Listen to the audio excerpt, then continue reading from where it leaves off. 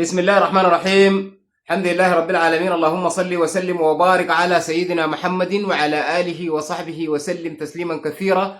السادة متابعي برنامج رسائل في معركة الكرامة وعلى قناة إشراقات ميديا، السلام عليكم ورحمة الله تعالى وبركاته. أهلا وسهلا في رسالة جديدة من برنامجكم رسائل في معركة الكرامة، وهذه الرسالة بعنوان تحالف هلال وإضعاف دقلو.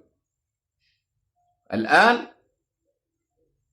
موسى هلال أصبح قوة ضاربة، وأصبح نفوذه متزايد جدا بعد ما انضمت له على فكرة قوة لا يستهان بها، كانت بتقاتل مع هذه الميليشيا ضمن أبناء هذه المنطقة. يعني داير يشيل نفس اليد بتاعت ناس موسى ويضرب بها ناس موسى، لكن قالوا له لا، نحن لا يمكن نعمل العملة دي، وقاموا طوالي انضموا إلى أهالم. دي النتائج طبعا يا جماعة. مسألة التكوين القبلي، أنت ما مكون المسألة دي بطريقة قبلية، ما طريقة قومية، وما الطريقة اللي بتتكون بها الكتل والمجموعات العسكرية. الآن يا جماعة أنا طبعا ما بحب ذكر أسماء القبائل، لكن في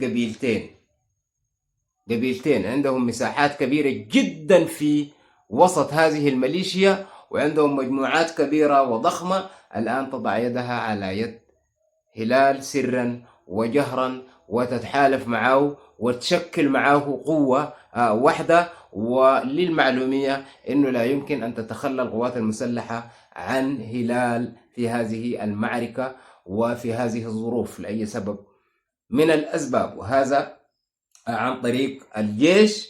بعد ده بيعمل شنو؟ تواصل يسقط، يضرب، يشارك.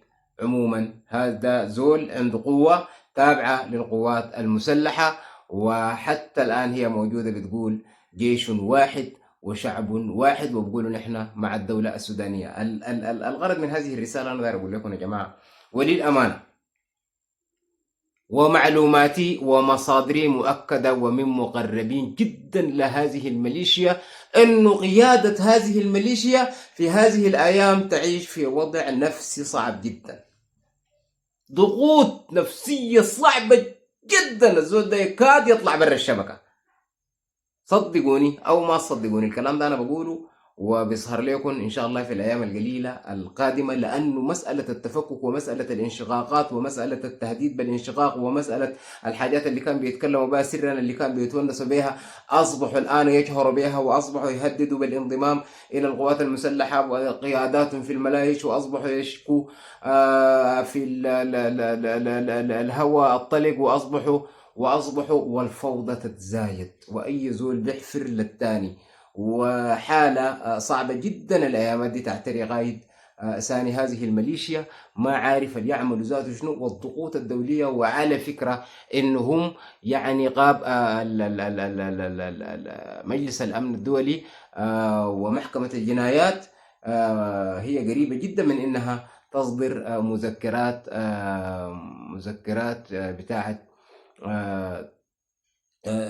مذكرات بتاعت اللي هو توقيف ودعوة ضده، وإنه يسلم للجنائية عبر أي دولة خط في وسط أقدام هذه الدولة. مسألة دي قريبة، مسألة وقت، ربما تتم الليلة بكرة بعد بكرة، لأنه تمت الإدانات من كل الدول.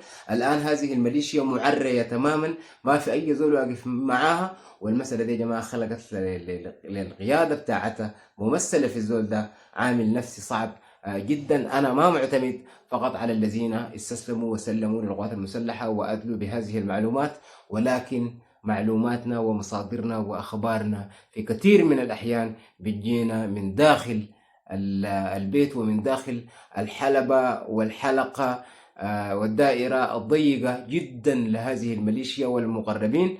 فنحن طبعا جيش، صح، طاقية حمراء والجلابية بيضاء، لكن نحن قوات مسلحة، نحن جيش عديل واقفين مع الجيش ده بكل ما نملك، وبنقدم له كل ما نستطيع، وما عندنا فرق بيننا وبين الزول القاعد هناك في الميدان، وفي كثير من الأحيان بنكون برضو كذلك في الميدان وشايلين أو محملين أبو قطيفة ومتوشحين، واشتغلناها زمن كثير، والآن ما زلنا موجودين فيها. عموما الحاجة اللي أنا داير أكدها لكم إنه أتوقعوا إنه في خلال الفترات القليلة القادمة تسمعوا بإنه قائد ثاني هذه الميليشيا خارج الشبكة على الأقل، لأنه ما بقدر يتحمل وما قادر يتحمل الآن.